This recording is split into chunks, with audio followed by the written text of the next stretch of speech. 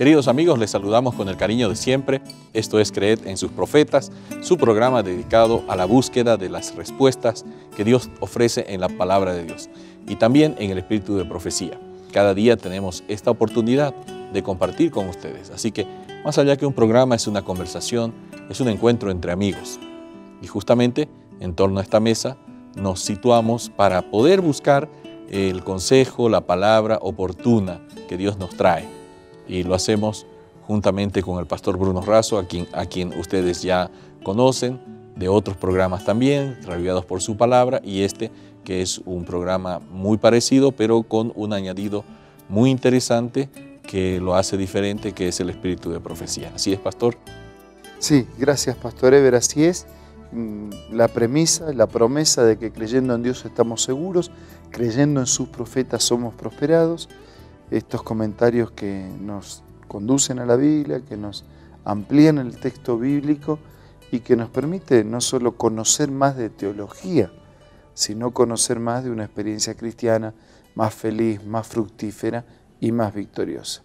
Hoy comenzamos con el libro de Gálatas, que junto a Romanos fueron fundamentales en su estudio en los tiempos de la gran Reforma Protestante.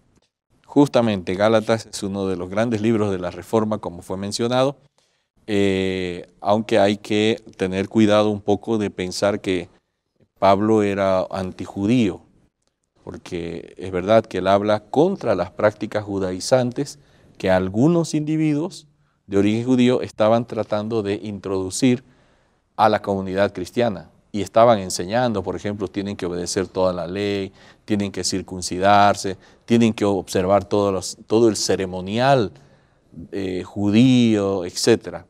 Cosas que la Biblia enseña que a la llegada de Jesús todas esas cosas ya fenecieron, ya... Claro, porque eran para ilustrar que Él iba a venir. Una vez que vino... Una vez que la realidad se hace presente, el símbolo ya deja de tener sentido. Así es. ¿En qué consistían las herejías de Galacia? ¿Cómo lo ve? ¿Cómo nos ilustra la inspiración? Dice así: en casi cada iglesia había algunos miembros que eran judíos de nacimiento. Los maestros judíos llegaron con facilidad a esos conversos y mediante ellos se afianzaron en las iglesias.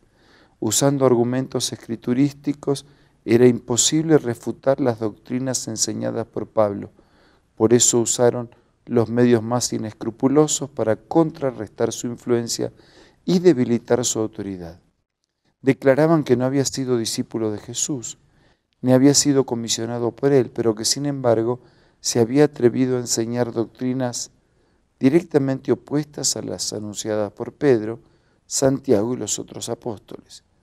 De esta manera los emisarios del judaísmo tuvieron éxito en alejar de su maestro en el Evangelio a muchos de los conversos cristianos. Luego de triunfar en este punto, los inducían a que volvieran a la observancia de la ley ceremonial como esencial para la salvación. La fe en Cristo y la observancia de los 10 mandamientos eran consideradas como de menor importancia. Divisiones, herejías, sensualismo se propagaban rápidamente entre los creyentes de Galacia. El alma de Pablo estaba conmovida cuando vio los males que amenazaban con destruir rápidamente esas iglesias.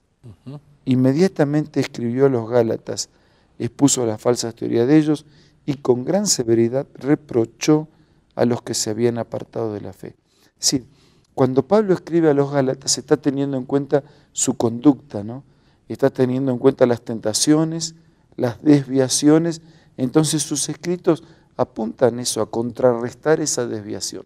Será por eso que él inmediatamente, incluso de manera muy contundente, les dice, ¿no? Ahí en el versículo 6, me parece, estoy maravillado, estoy asombrado de que tan pronto ustedes se hayan alejado de la doctrina pura, aquel que os llamó por la gracia de Cristo, ¿no? Para seguir otras doctrinas que no tenían nada que ver.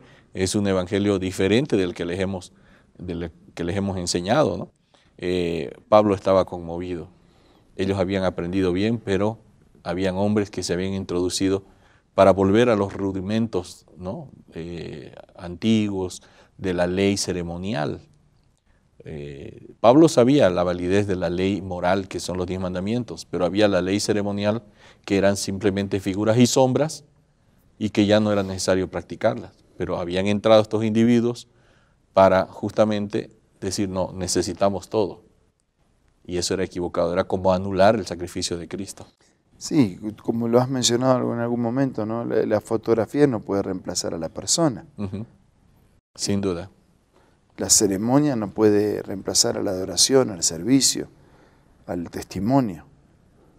Pero hay lugar para la adoración, siempre y cuando también sea el resultado de una vida que camina con Dios.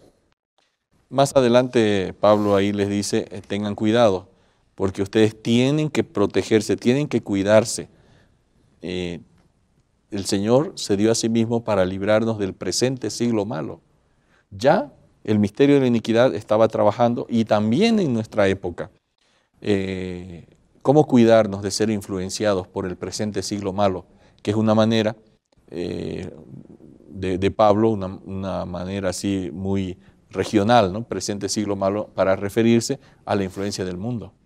¿Cómo protegerse de esa influencia? En el libro Cada día con Dios, página 282, podemos leer: no debemos recibir el molde del criterio del mundo, ni tampoco acomodarnos al tipo que éste prescribe. El pueblo de Dios escuchará conversaciones referentes a la aplicación de planes y métodos equivocados. Se pronunciarán palabras irreverentes. Algunos se burlarán de la religión. Escuchen la voz de Dios. Hijo mío, si los pecadores te quisieran engañar, no consientan.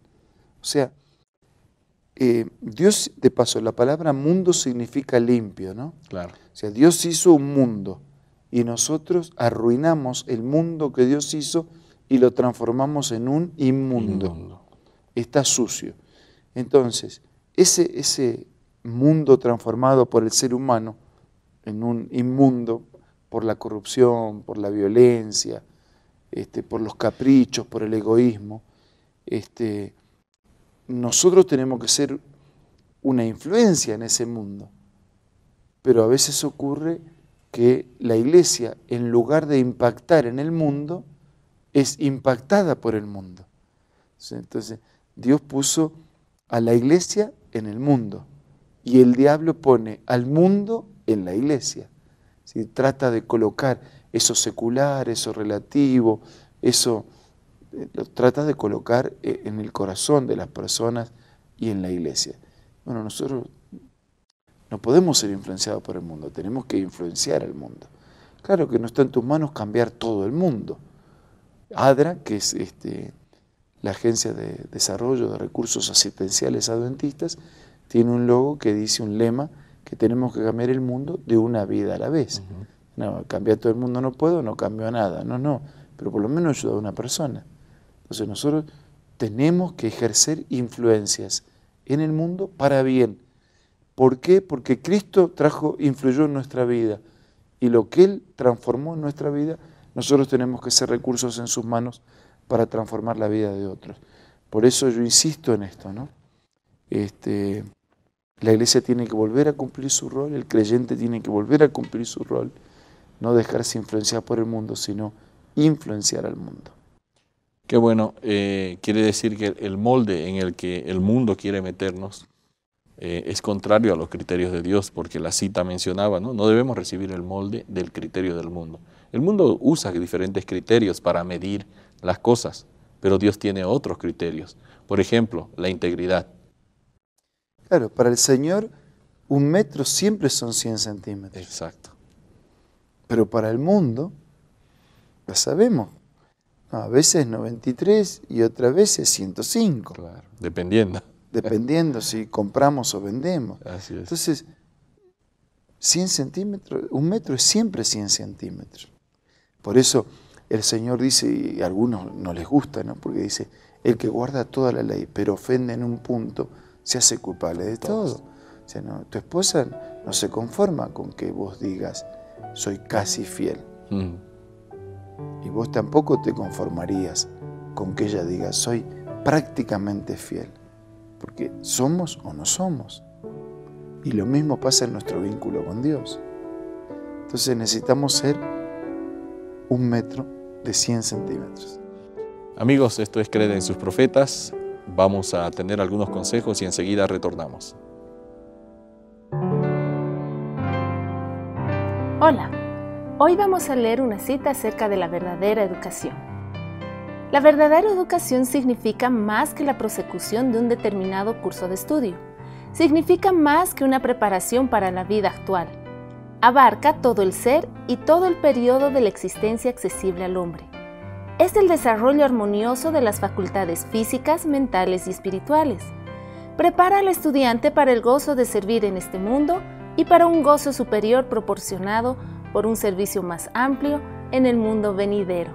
Esta cita puedes encontrarla en el libro La Educación, escrito por Elena G. de White. Te invito a que pueda ser parte de tu biblioteca personal. También puedes descargar la aplicación Elena G. de White del App Store o del Play Store.